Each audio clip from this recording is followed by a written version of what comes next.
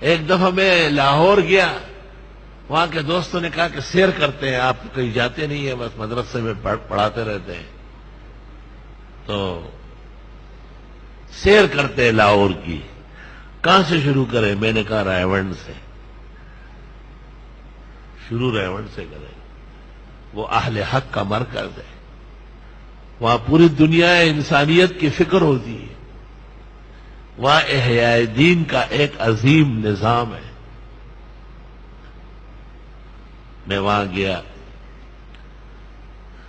اور میں نے وہاں چکر لگایا، مغرب کے آس پاس یہ طارق جمیل کو میں نے دیکھا، دور سے مجھے سلام کیا، بعد میں تو یہاں آنے لگا، سب جمعے یہاں پڑھتے رہا، اب کہیں حج اور عمرے کے لیے جاتا ہے تو اجازت لیتا ہے، دعائیں لیتا ہے، بہت ادب و احترام ظاہری کرتا ہے۔ اس وقت دور سے مجھے ایسا کیا، سر راہ ملاقات بھی اکثر، اس نے دیکھا بھی نہیں، ہم نے پکارا بھی نہیں، لیکن مولانا احسان صاحب واقعی امت کا محسن ہے۔ اس نے مجھے کہا کب آئے ہو؟ میں نے کہا 1 گھنٹہ ہو گیا۔ کہا بھائی عبدالوہاب سے تو مل لو۔ میں نے کہا مغرب کا، مغرب ان کے کمرے میں پڑھ لیتے ہیں نا۔ وہ غریب واپس مڑ گئے، بھائی عبدالوہاب کے کمرے میں لے گئے۔ مغرب کی نماز کے بعد بھائی عبدالوہاب کے بیان کا اعلان ہوا، لیکن بھائی عبدالوہاب کی اللہ تعالی عمر میں برکت دے اور ان کا تبلیغی قد کاٹ دیر تک سلامت رکھے، وہ آئے اور کہا آپ سے باتیں بھی بہت ضروری، یہ بھی بہت ضروری ہے۔ اس وقت اس شخص کو بہت تیز کشف ہوا، نہایت تیز کشف، میں نے ایسا دیکھا نہیں۔ اور 2 گھنٹے کی مجلس میں اس نے مولانا مفتی محمود اور یوسف بن نوری کی کرامات بیان کی، تیز ترین کشف ہوا ہے۔ اتنی زیادہ محنت اور اللہ کے دین کی فکر کرنے کے بعد زڑچ خدے کاندی رو خان جام د جمشی اور پدی جام کے ورخارہ تمام عالم شی، میں بھی بڑا حیران ہو گیا۔ ان میں سے ایک واقعہ یہ سنایا کہ ایک ملک میں ہم تبلیغ کے لیے گئے اور اتفاق سے نظام الدین کے بزرگ بھی ساتھ تھے، ہندوستان والے، بہت موقر جماعت بنی، لیکن ہمارے وہاں پہنچتے ہی اس ملک کی طرف سے اعلان ہوا کہ یہاں کسی اسلامی تبلیغ کی اجازت نہیں ہے، اور یہ حالت تھی کہ کوئی شخص ہم سے کھڑے ہو کے بات نہیں کر رہا تھا۔ ہم بہت پریشان تھے، اپنے ہوٹلوں میں ٹھہرے ہوئے تھے، مسجد میں جائے تو وہ معذرت کرے، کسی دکاندار کسی اور سے تو وہ کہے کہ آپ کو پتہ نہیں کتنا سخت اعلان ہوا ہے۔ کہا اتنے میں ہمیں پتہ چلا کہ یہاں پر ایک اجلاس ہے کئی ملکوں کا، اور پاکستان کی طرف سے جو وفد آیا ہے اس میں حضرت مولانا مفتی محمود صاحب تشریف لائے۔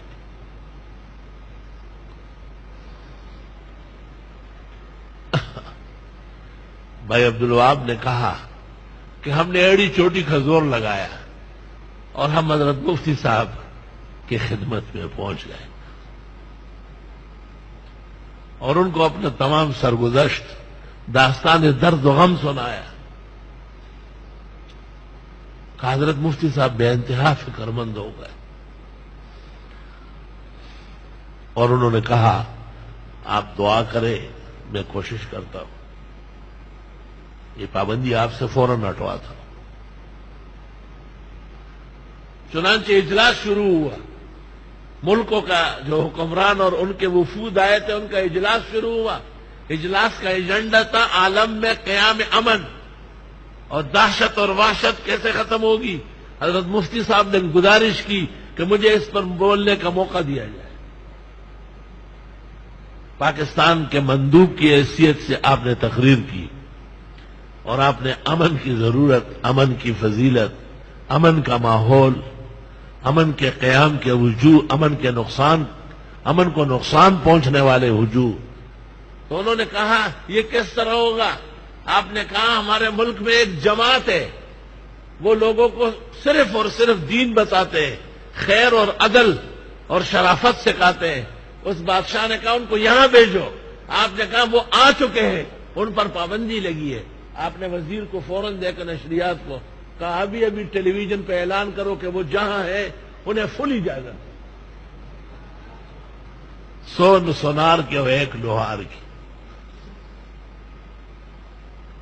بھائی عبدالوہاب صاحب نے چہرے اور آنکھوں کے آبشار کے اندر مفتی صاحب کی یہ کرامت سنائی اور فرمایا لمحوں میں ریڈیو ٹیلی ویژنوں سے اعلانات ہوئے کہ تبلیغی جماعت جو پاکستان یا ہندوستان سے آئی ان پر کسی قسم کی کوئی پابندی نہیں. وہ اپنے مسلمان بھائیوں سے ملے اور امن و آشفتگی آگے بڑھائے.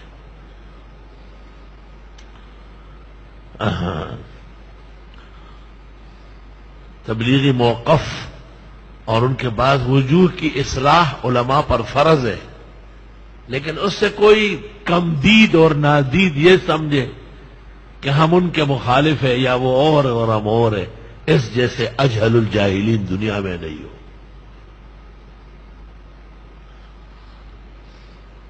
لا اکراہ فی الدین، کسی کو مجبور نہیں کرنا ہے دین کے لیے.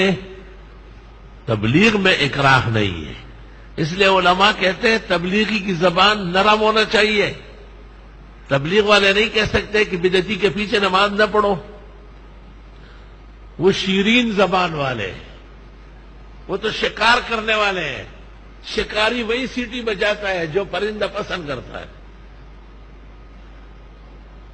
لیکن جب ان کے ہاں وہ آنے لگتے ہیں تو وہ داڑیاں رکھ لیتے ہیں. وہ اسکول سے بچوں کو نکال کے مدرسے میں بھیج دیتے ہیں. ان کے گھروں میں پردہ آ جاتا ہے. وہ بینک کی حرام ملازمتوں سے استعفے دے دیتے ہیں. اور سارا جہان اس کا گواہ ہے کہ ماحول کے اصلاح پر، امن اور عدل کے قیام پر تبلیغی جماعت کے اللہ کو احسانات ہیں. کون ظالم اور بے انصاف اس کا انکار کرے گا؟ وہ یہ نہیں کہتے ہیں کہ آپ چندہ دیں، لیکن وہ کہتے ہیں کہ آپ خود چلیں، بندہ دیں. جب آپ چلیں گے تو پیسے ساتھ جائیں گے. بڑے ہوشیار ہے.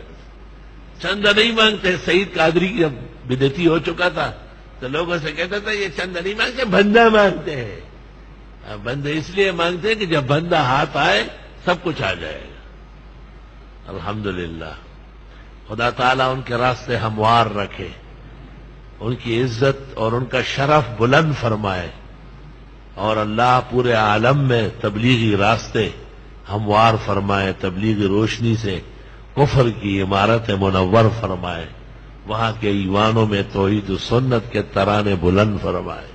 السلام علیکم. جی دوستو، آپ نے دیکھا اور سنا شیخ مفتی ظہور علی خان رحمۃ اللہ علیہ کو کہ شیخ مفتی ظہور علی خان رحمۃ اللہ علیہ کیا بیان فرما رہے تھے.